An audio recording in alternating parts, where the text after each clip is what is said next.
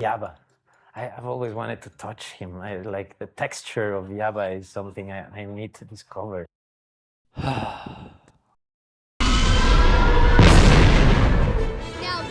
Star Wars, the most universally liked, non-controversial, consistent series out there, except for the controversy surrounding the sequels, prequels, Ahsoka, Acolyte, later seasons of Mandalorian, early seasons of Clone Wars, and, pretty much everything else.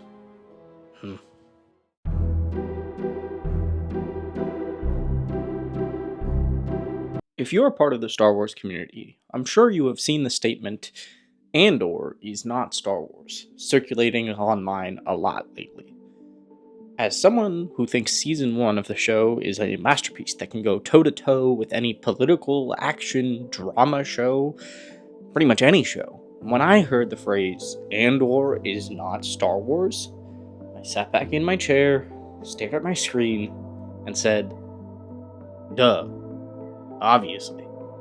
Andor is not Star Wars. It is everything it should have been. What? What does that even mean? Are you even a Star Wars fan? What is wrong with you? Now. Hold your tauntauns and let me explain. To understand everything I just said, we have to ask ourselves, what is Star Wars? That's the tricky part. Star Wars and what it is, at its core, has changed over the years. To truly understand what Star Wars is, first we have to travel back a long time ago to a galaxy this one, Earth, 1977. A time of cynicism, disillusion, and helplessness. For every bright spot there is, an ocean of darkness surrounds it. The United States has successfully sent 12 men to the moon and 2.5 million men to Vietnam. The US has a sitting president with over a 70% approval rating in power, but he was just forced to resign amidst one of the biggest scandals this country has ever seen.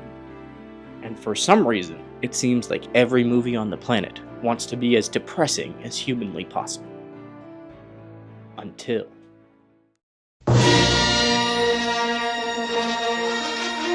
one man with a vision decided to tell a beautiful story of hope against the impossible.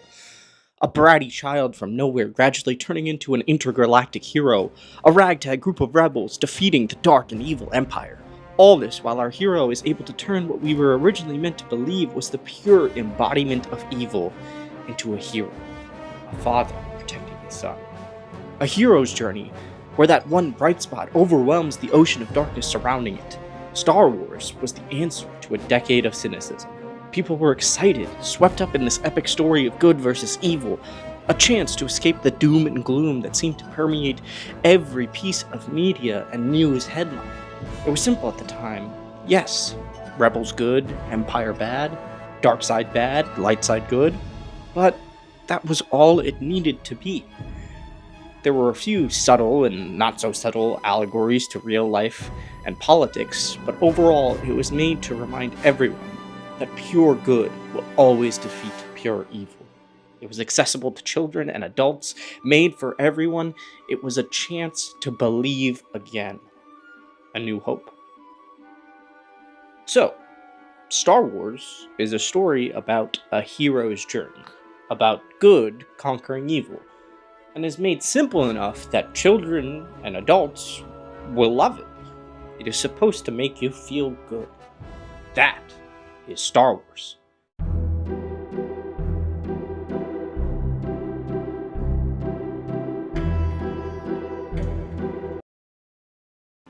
Well, that was Star Wars. At least, that's how Star Wars started. But to believe that the prequels were crafted with the same intentions as the original trilogy, I'd say you'd be one of those folks who would fall for a Jedi mind trick. Over 15 years had passed between the end of the original trilogy and the start of the prequel trilogy. And well, George had something to say with this prequel trilogy, and it definitely wasn't simple. The opening paragraph kicked things off with, "The taxation of trade routes to outlying star systems were in dispute, followed by a greedy trade federation blocking shipping routes, and finishing off with the Congress of the Republic is endlessly debating this chain of events. Huh? Did I accidentally travel with a giant space whale to another galaxy? What was Star Wars? Was Star Wars still Star Wars? Was this a hero's journey accessible to anyone? A beacon of hope? A story that makes you feel good? Short answer, no. Long answer, absolutely not.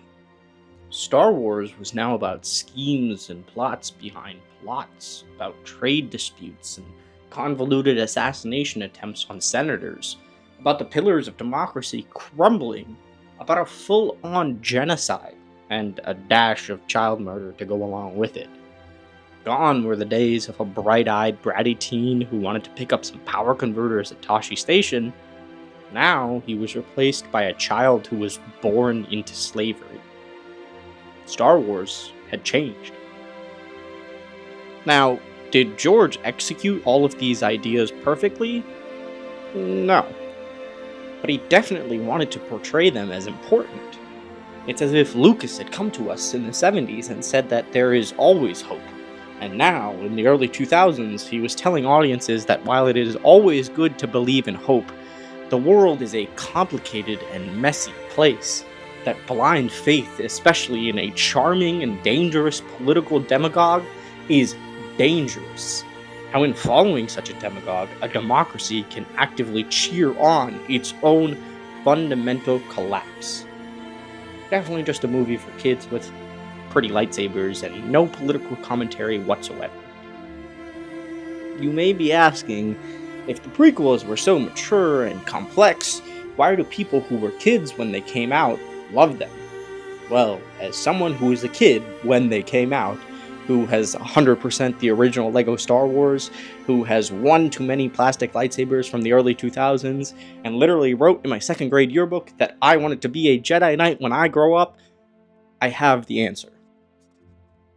It's lightsabers. It's lightsabers and clones and blasters and cool force tricks. I wanted to be a Jedi Knight growing up because that meant I had cool powers and could wave around a cool laser sword.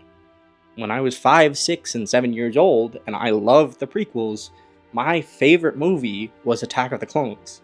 And after my first watch, every single time I rewatched, I skipped 90% of it, just to watch the arena battle over and over again. I also skipped 90% of Phantom Menace to watch Obi-Wan and Qui-Gon Jinn fight Darth Maul.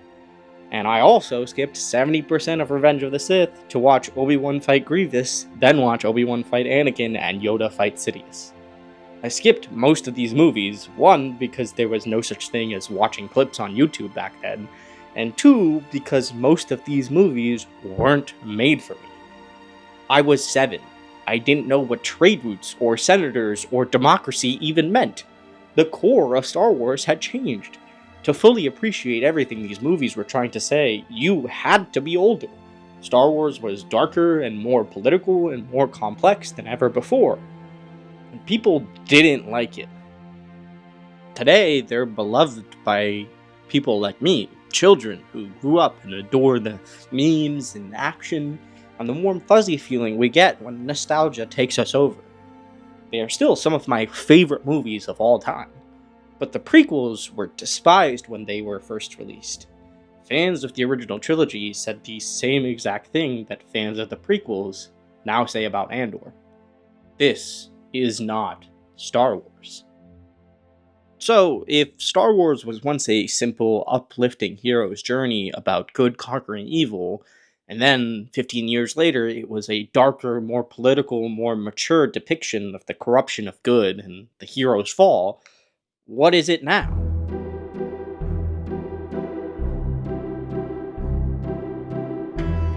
Well, it's bad. If there's one thing everyone can agree on, Star Wars in the Disney era is bad. The sequel movies quite literally had no consistent vision or meaning behind them. I could spend all day talking about how horrendous of a decision it was to not plan out your trilogy at all, and then hire different directors for each movie. But it's not just that the sequels had no consistency, it's that they have nothing to say.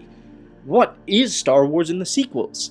At best, a rehash of the same hero's journey of the original trilogy, a watered-down version of the same story with possibly the worst return of a main antagonist of all time.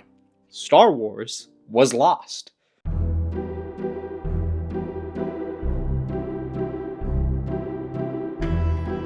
Enter Andor, a 12-episode show about a side character from a spin-off movie, a show literally no one asked for, including myself, and yet it delivered everything Star Wars needs. If the original trilogy was a simple and fun journey for all, the prequels were the first foray into a more complex and mature story. Andor is everything the Star Wars sequels should have been. It is the heightened execution, evolution, and expansion of all the ideas Star Wars was so clearly about in the prequels. It has so much to say and conveys its themes so purely. Every scene is written with such intense attention to detail, each character rich and layered with emotions, aspirations, and arcs to journey through. Just to touch on a few of those themes and ideas Andor conveys so brilliantly, we have the systematic oppression of indigenous people and destruction of their culture through means outside of just violence, the banality and bureaucracy of evil in a fascist empire, the corruption of the judicial system and the use of the prison-industrial complex as an avenue for legalized slave labor, the purity of freedom and the brittle nature of control and oppression, the moral ambiguity required to actually start a rebellion under the nose of an impossibly powerful enemy, the difference in one's willingness to and ability to resist based on their socioeconomic status, and all that is just in one season. Not to mention the dialogue. I've learnt from Palpatine. I show you the stone in my hand, you miss the knife at your throat. How is this show this good? It just doesn't make sense. And these aren't even part of the litany of stupidly good monologues. Nemec's manifesto, Kino's speech, Luthen's explanation of his sacrifice, and Marva's call to action. I could talk forever about how good it is, and I probably will in the future. But what it all comes down to is that this is a show made for adults and adults only. And it is absolutely what Star Wars should be, and what the sequels should have been. But don't take my word for it, I'm just a random man on the internet. Trust the man himself, George Lucas, the man who probably has the best idea of what Star Wars should be, according to all of the people who think Andor isn't Star Wars. George Lucas, with all the money in the world, wanted to make one thing and one thing alone: Star Wars Underworld. He thought and wrote out 60 episodes of a show that was supposed to be a street-level look at the Empire's occupation of Coruscant. Lucas explicitly wanted to tell a darker and grittier Star Wars story made for adults, set during the height of the Empire. Does that not sound familiar to anyone? Do I sound like Saw Gerrera huffing Rhydonium? Is Andor not literally everything Star Wars was meant to be post the first 6 movies, according to the very mind behind Star Wars itself? I believe it is. It is so much more than the cash grab, poorly written, soulless nostalgia bait that is what modern Star Wars is. Andor is not Star Wars. It is everything Star Wars should have been. It doesn't have lightsabers or big flashy battles or epic Jedi heroes. But it has something that Star Wars hasn't had in 20 years. Something to say.